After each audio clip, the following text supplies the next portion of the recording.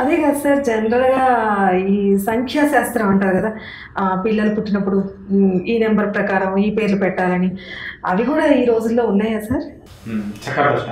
అంటే ఇప్పుడు మనం పేర్లు ఎందుకు పెట్టుకోవాలి? ఫస్ట్ అందరూ ఏదో దాన్ని పిలుచుకోవచ్చు కదా, పేరు ఎందుకు పెట్టుకోవాలి? పేరు అనేది ఒక ఐడెంటిటీ. ఇంకా ముఖ్యంగా చెప్పాలంటే ప్రతి మనిషి పుడతాడు, పుట్టిన మనిషి ఏదో రోజు చనిపోతాడు, కానీ పేరు మాత్రమే మనిషి చనిపోయిన తర్వాత కూడా ఉండేది పేరు మాత్రమే. అటువంటి పేరును ఎంచుకునే విధానాలు ఉంటాయి. అంటే పేరు అంటే ఏంటి? బేసిక్గా శబ్ద తరంగాల ఉచ్చారణ. నువ్వు ఉచ్చరించేటప్పుడు వచ్చే వాల్యూస్ని బేస్ చేసుకొని there are different kinds of mathematical systems in numerology. So we'll go through the systems and we'll see to that if whatever the name value is suitable to your date of birth. So according to that, if you have a name, definitely you will have all the positive energies. అందుకు పేరు అని పెట్టుకోవాలి. మనమే కాదు, numerology అనేది entire world is following. ప్రపంచ దేశాలన్నీ కూడా పేరు కామన్ గా పెడతారు. కొంతమంది జాతక రీత్యా ఈ పేరు పెడితేనే బాగుంటుంది అంటారు. కొంతమంది ఇప్పుడు నేను చూస్తున్నాను, చాలా మంది పేరు మార్చుకుంటే వాళ్ళకి అదృష్టం కలిసి వస్తుందని మార్చుకుంటున్నారు. ఇది ఎంతవరకు కరెక్ట్ అంటారు? చాలా ఖచ్చితమైన ప్రశ్న. చూడాలంటే గొప్ప గొప్ప వ్యక్తులందరూ కూడా పేర్లు మార్చుకున్నారు.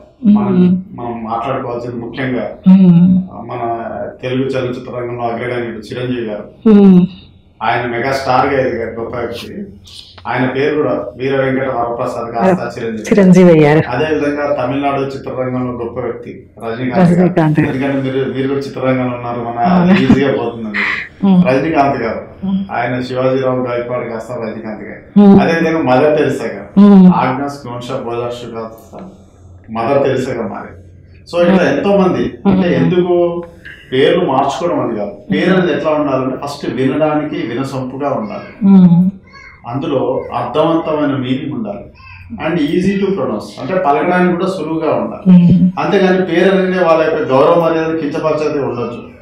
కొన్ని పల్లెటూరులో చూస్తే కొంతమంది పేర్లు వెంకటరాజులో ఉంటాయి, పాపం పెంటయ్య అని లేదా పుల్లయ్య అని. అంటే వాళ్ళ పాపం పేరుతో మనం పిలిస్తే వాళ్ళని అగౌరవపరిచినట్టుగా ఉండే పేరు పెట్టుకుంటారు. కానీ ఇప్పుడు ఈ కాలం మారింది, ప్రతి ఒక్కరు శాస్త్రీయంగా మంచి బలమైన పేరు పెట్టుకోవచ్చు. ఇంకో ప్రశ్న జరగారు ఆస్ట్రాలజికల్ గా కొంతమంది జన్మనాడు అయితే పేరు పెట్టుకోవాలనుకుంటారు. కొన్ని అంటే ఉదాహరణ ఇప్పుడు వృశ్చిక రాశి వారికి నాని నేను వచ్చిన నా మీద పెట్టుకోవడము, అట్లా కాకుండా అంటే వ్యవహారనామం అనేది జన్మనామంతో సంబంధం ఉండాల్సిన అవసరం లేకుండా మీ డేట్ ఆఫ్ బర్త్ లో ఉన్నటువంటి కాంబినేషన్స్ కు బలంగా ఉండేటువంటి all the 26 English alphabets base చేసుకొని పెట్టుకుంటే కూడా చాలా బాగుంటుంది.